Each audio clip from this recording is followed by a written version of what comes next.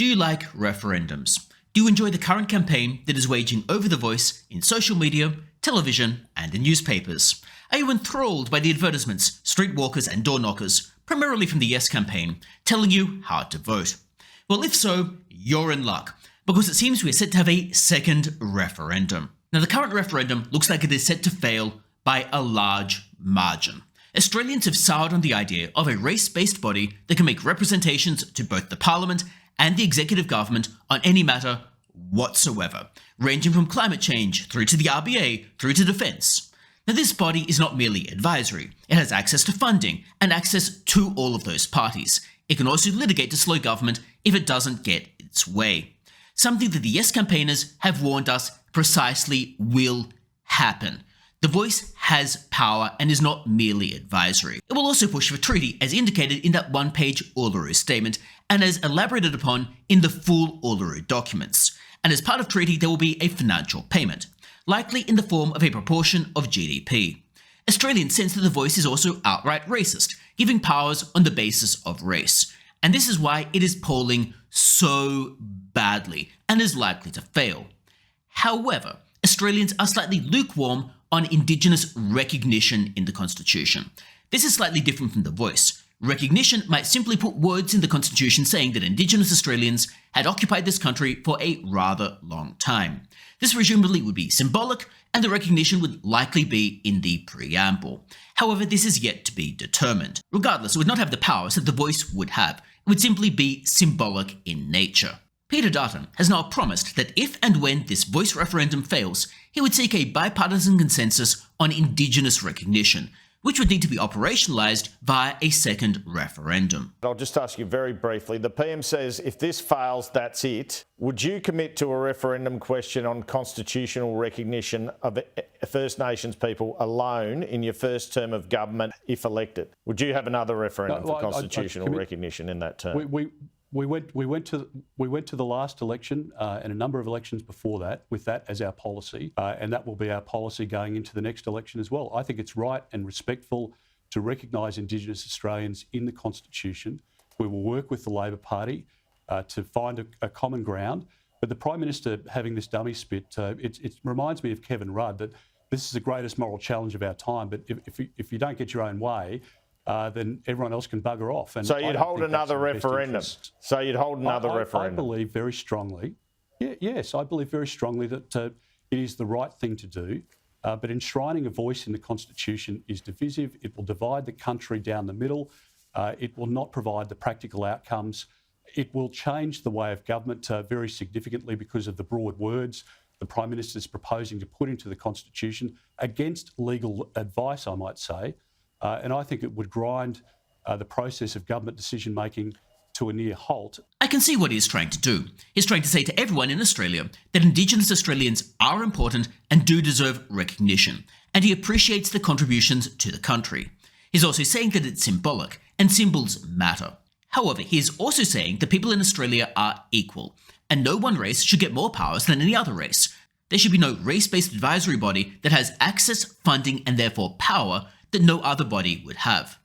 However, Peter Dutton's messaging has not been great, and he needs to be more articulate in his presentation, and he needs to avoid muddying the waters, because he has simply added confusion, which is unfortunate. Strategically, this was in fact a misstep. First, as I indicated, it muddies the waters and slightly confuses voters. Australians might wonder what exactly the difference is.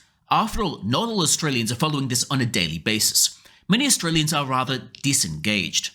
People might be wondering, well, if Peter Dutton wants a referendum, why don't we just vote yes for this one? The messaging is unclear. He needs to better articulate the difference between his proposal and what Anthony Albanese's proposal is. He needs to articulate the difference between recognition and the voice. And his messaging simply hasn't made that appropriately clear. Now, the difference is major. He just wants a symbolic recognition in the Constitution. He doesn't want powers on the basis of race. He doesn't want the voice to go into being. However, his messaging is really not brilliant. As I've indicated, if you think about it, the difference is very obvious, but he really needs to articulate this much clearer. Second, some people might interpret this as an implicit disadvantage with voting no.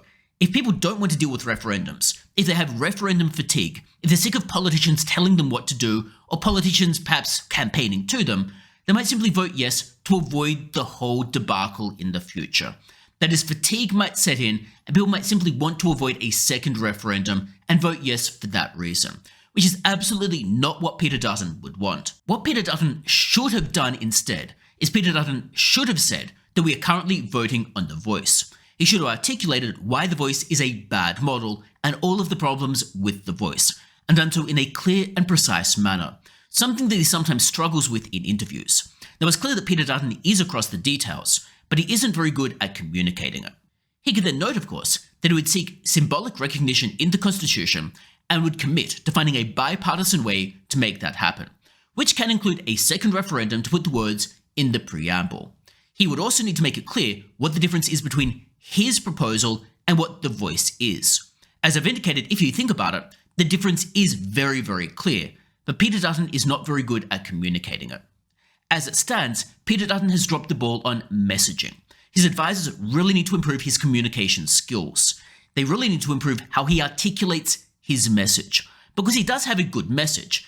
He also appears to be very open to a disagreement of ideas. He isn't going to tell people how to vote. He's going to listen to different perspectives, and he seems to be very open to letting people ask questions, have a respectful debate about the referendum.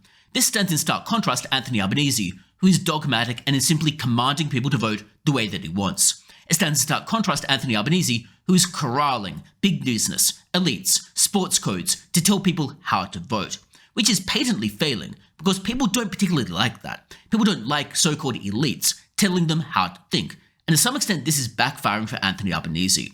Peter Dutton, therefore, by having a more conciliatory, more collaborative, and more down-to-earth approach, is probably going to do better in his referendum if one were to ultimately go ahead.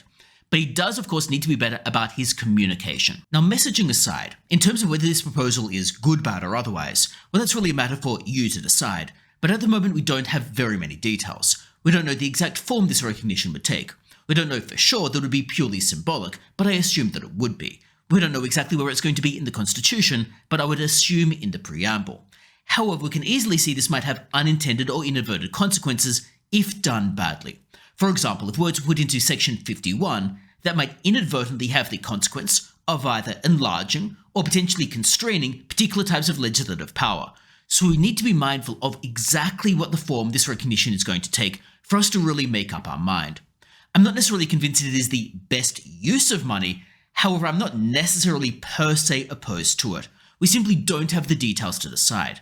However, what we would know for sure is that Anthony Albanese and the ALP would probably make life very difficult about a recognition referendum, and I suspect this is unlikely to actually get bipartisan support, despite all of the rhetoric that Anthony Albanese has made about recognising Indigenous Australians in the Constitution.